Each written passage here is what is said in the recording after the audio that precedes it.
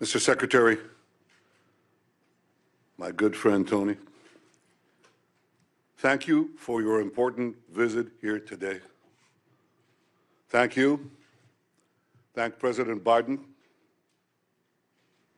And thank you to the American people for your incredible support for Israel in our war against the barbarians of Hamas.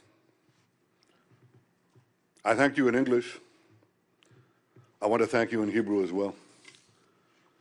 אני רוצה להודות למזכיר המדינה בלינקן, לנשיא ביידן ולעם האמריקני על התמיכה הכבירה שלהם במלחמה שלנו נגד הברברים של החמאס. אדוני המזכיר, אתה בא הנה לעם כואב, עם לוחם, עם של אריות, עם שנחוש לנצח את כוחות הרשע מסביבנו. משעה לשעה מגיעות לנו, אנחנו שומעים על סיפורי הזוועה ועל סיפורי הגבורה. סיפורי הזוועה אומרים הכל עליהם,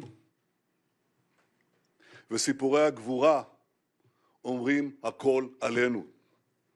והגבורה הזאת תנצח. Mr. Secretary, your visit is another tangible example of America's unequivocal support for Israel. Hamas has shown itself to be an enemy of civilization. The massacring of young people in an outdoor music festival, the butchering of entire families, the murder of parents in front of their children and the murder of children in front of their parents, the burning of people alive, the beheadings, the kidnappings of a young boy, not only kidnapped, molested, hurt, attacked, and the sickening display of celebrating these horrors, the celebration and glorification of evil. President Biden was absolutely correct in calling this sheer evil. Hamas is ISIS, and just as ISIS was crushed, so too will Hamas be crushed. And Hamas should be treated exactly the way ISIS was treated. They should be spit out from the community of nations. No leader should meet them. No country should harbor them. And those that do should be sanctioned. Tony, my friend, I say to you, I say to all of us, there will be many difficult days ahead. But I have no doubt that the forces of civilization will win. And the reason that's true is because we understand what is the first prerequisite of victory. It's what you just said in our meeting. Moral clarity. This is a time, a particular time, a special time, that we must stand tall, proud, and united against evil. Tony, you are taking that stand. America is taking that stand. Thank you for being here today. Thank you, America, for standing with Israel today, tomorrow, and always. Mr. Prime Minister, I'm grateful to be back in Israel in this incredibly difficult moment for this nation, but in fact, for the entire world. If you'll permit me, personal aside, I come before you not only as the United States Secretary of State, but also as a Jew. My grandfather, Maurice Blinken, fled pogroms in Russia. My stepfather, Samuel Pizar, survived concentration camps, Auschwitz, Dachau, Majdanek. So, Prime Minister, I understand on a personal level the harrowing echoes that Hamas's massacres carry for Israeli Jews, indeed, for Jews everywhere. I also come before you as a husband and father of young children. It's impossible for me to look at the photos of families killed,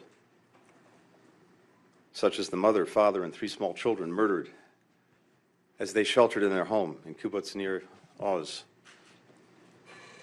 and not think of my own children. This was just one of Hamas's countless acts of terror. In a litany of brutality and inhumanity that, yes, brings to mind the worst of ISIS. Babies slaughtered, bodies desecrated, young people burned alive, women raped, parents executed in front of their children, children in front of their parents. How are we even to understand this, to digest this? And yet, at the same time that we've been shocked by the depravity of Hamas, we've also been inspired by the bravery of Israel's citizens. The grandfather who drove over an hour to a kibbutz under siege, armed only with a pistol, and rescued his kids and grandkids. The mother who died shielding her teenage son with her body, giving her life to save his, giving him life for a second time. The volunteer security teams on the kibbutzes who swiftly rallied to defend their friends and neighbors despite being heavily outnumbered. And we're lifted by the remarkable solidarity of the Israeli people, demonstrated in the long lines of people giving blood, in the hundreds of thousands of reservists who've mobilized, some rushing home from abroad, people around the country opening their homes to fellow citizens displaced from the south. The people of Israel have long and rightly prided themselves on their self-reliance, on their ability to defend themselves, even when the odds are stacked against them. The message that I bring to Israel is this: you may be strong enough on your own to defend yourself, but as long as America exists, you will never ever have to. We will always be there by your side. That's the message that President Biden delivered to the Prime Minister from the moment this crisis began. It's the message that I and my other colleagues in the government have delivered to our Israeli counterparts on a daily, even an hourly basis. It's the message that I bring with me to our discussions today, and it's what I'll affirm when I meet with the members of Israel's newly formed national emergency government. We welcome the government's creation and the unity and resolve that it reflects across Israel's society. We're delivering on our word, supplying ammunition, interceptors, to replenish Israel's Iron Dome, alongside other defense materiel. First shipments of U.S. military support have already arrived in Israel, and more is on the way. As Israel's defense needs evolve, we will work with Congress to make sure that they're met. And I can tell you, there is overwhelming bipartisan support in our Congress for Israel's security.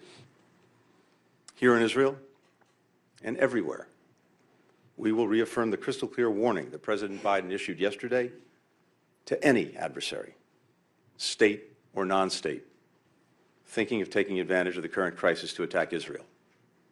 Don't. The United States has Israel's back. We've deployed the world's largest aircraft carrier to the Eastern Mediterranean.